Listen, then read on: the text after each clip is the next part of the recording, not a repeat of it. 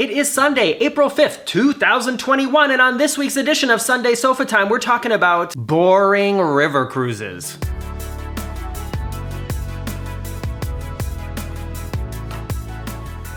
Welcome back, everyone, and happy Easter. Question: if you have no kids at home, or maybe like adult kids at home, does the Easter Bunny still visit your house? He does come to our house, but you know, he usually only brings something for Marcus.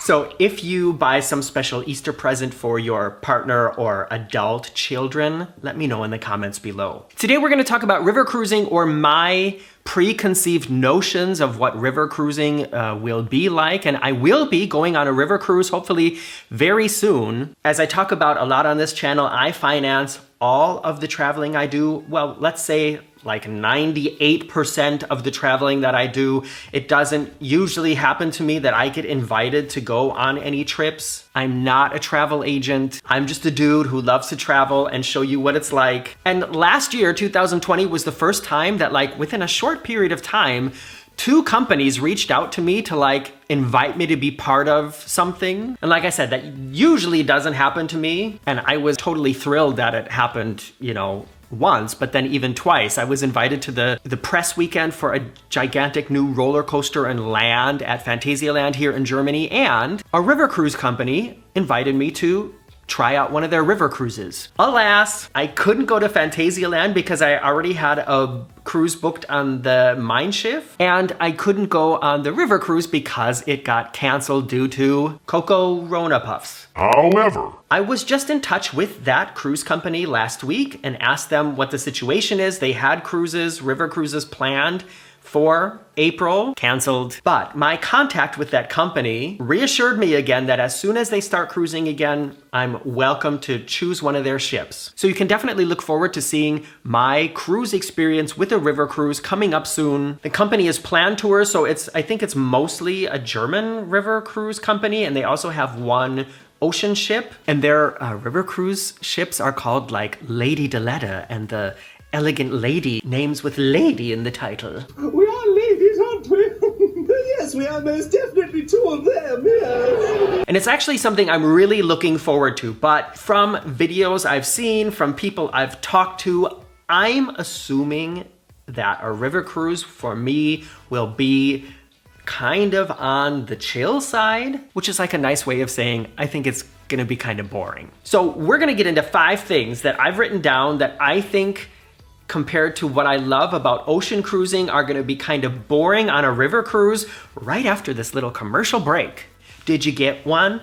What was it about? Write it in the comments below. I actually wrote this on a piece of paper. Who writes on paper anymore? And look, it's a Walt Disney World grumpy paper. Okay, one thing that I love about ocean cruising is the varied restaurant and culinary options. If there isn't something in the main dining room menu that I like, I love to go to the buffet. On my last cruises on Mein Schiff and on the MSC Grandiosa, I tried several different restaurants. For instance, the really great sushi restaurant on the MSC Grandiosa. And of course, on my Carnival cruise, how many times did I go to the Blue Iguana taco bar? That was so good. And on river cruises, as far as I've been informed, there usually isn't a large selection of different restaurants, or even a selection of restaurants at all. There's one dining room, and that is where every meal is served. Breakfast, lunch, and dinner. And maybe breakfast and lunch are a buffet, and then dinner is like where you order from a menu, but it's all there, and that is the option. So I'm assuming that, like, for dinner, if I look at the menu and there's nothing on the menu that sounds good to me, then what? Then I'm eating a Cliff Bar that I put in my backpack before the cruise. So that is one thing that I'm actually kind of worried about, and one assumption that I have before my first river cruise is that I'm gonna have a problem finding enough to eat, being a picky vegetarian, and that there's just not options. By the way, as I go through this list, please write in the comments if you think my thoughts are justified, or if you think I'm going to be pleasantly surprised about each of these 5 points. Another thing that I'm assuming is going to be sort of, I almost said lame, that sounds so mean. Another thing that I think I will be missing while on a river cruise is being able to hang out at the pool. Many river cruise ships don't even have any kind of water thing on the ship. And those that do usually have a small pool or maybe only like a hot tub. So chilling in the sun, catching some rays, drinking a cold beer or a cocktail, and taking a dip in the pool may not even be an option on a river cruise. And I can't think of any ocean cruise I've been on where I haven't gotten in the pool. Is there one? No. I have cruised in colder weather, but then it was on ships that had also an indoor pool. So I think I've been in the pool almost every cruise, and it's something that I enjoy about ocean cruising that is a very limited or maybe even not an option on most river cruise ships. And speaking of pools, of course we know if there is a pool or some kind of water option, it's gonna be on the top deck of the ship. And something that I totally didn't know about until I just watched a video from Emma Cruises about river cruising is that very often on river cruises, the entire top deck of the ship is closed. Huh? Yeah, you know, river cruises are a lot about the sightseeing and, you know, cruising past castles and historic buildings, hills draped with plants growing tasty grapes for wine. And sometimes the rivers are a little bit narrower and you go under bridges. And if the stretch that you are on has one or two very low bridges, then the entire top deck will be closed. And I think, okay, not only is there not a pool, but if there is a pool, it's very possible that there will be several days where you can't even be on the top deck when you're cruising anyways. And to me, I don't know, that's just like a big minus point. If you've been on a river cruise, did the ship have a pool, and how many days of the cruise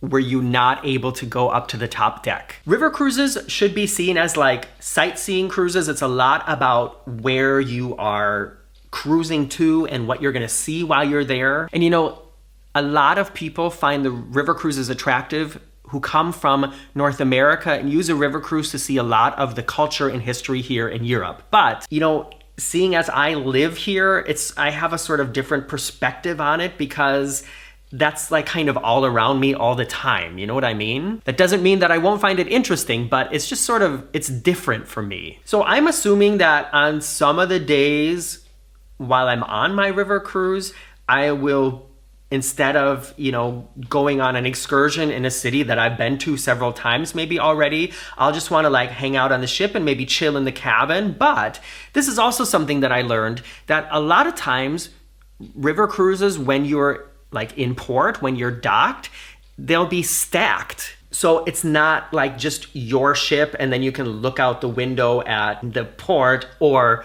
the river. There might be another cruise ship like tied to your cruise ship, and you might be looking directly into somebody else's cabin. And I mean, depending on what you see in there, it might be an advantage or a disadvantage. But that's also a thing that I think, okay, if I'm not going into the city on an excursion, where am I gonna hang out on the ship if like the next cruise ship is like, you know, 2 meters away, tied to the ship? Am I gonna hang out on the top deck if there's no pool? You know what I mean? It's just, I just altogether imagine finding it difficult to keep my overactive attention span occupied. And speaking of my attention span, another thing that is way different about river cruising is the whole entertainment package altogether. There are no big theaters on river cruise ships. There are, you know, basically no theaters on river cruise ships. No big musical shows, no Cirque du Soleil, nothing like that. That doesn't mean that there aren't entertainment options, but what they usually are is like the kind of thing that you would typically see like in the piano lounge on an ocean cruise. We're talking maybe somebody tinkling the ivories and singing soft jazz. There might be some people from the local area who come on the ship in the evening and do, you know, like a polka demonstration. But this is gonna be happening like in the lounge and not in any kind of theater with any kind of lighting or special effects, you know what I mean? Like a lot of those things that I really enjoy doing in the evening on cruise ships, or even, you know, like going to the casino. Most of that is going to be in only a very limited offering or not offered at all. As far as I know, like I said, these are my assumptions before I've done any other river cruise that I've come up with from watching other people's river cruise videos and talking to them about their river cruising. So, like I said, let me know about all of these things in the comments below from your experience on river cruising. Am I right? Am I not right? Do you think that I am going to be totally bored on a river cruise, or do you think that I will be pleasantly surprised? I have to say, the first 2 cruises I did with Mein Schiff after the whole pandemic last year in August and September, I think it was, those were similar to river cruising in the sense that it was a lot about just like cruising and looking out the window at the beautiful nature going by. And I found that actually surprisingly interesting, way more than I expected it to be. However, there still were 8 different restaurants, 10 different bars, 2 different pools, a spa, a gym, guest artists in the big theater. You know, that was all still a part of it. So I did enjoy looking out the window at nature going by, but I still had all these other options if I wanted them. And on a river cruise, I just see like so few options. So I will be really interested after I get on a river cruise, which may be as soon as May. I want to go back and watch this video again after I've cruised and like sort of answer my own questions. But you know, we'll have to wait a couple of weeks until then. And in the meantime, now comes the time on Sunday Sofatime where I comment on your comments live on air.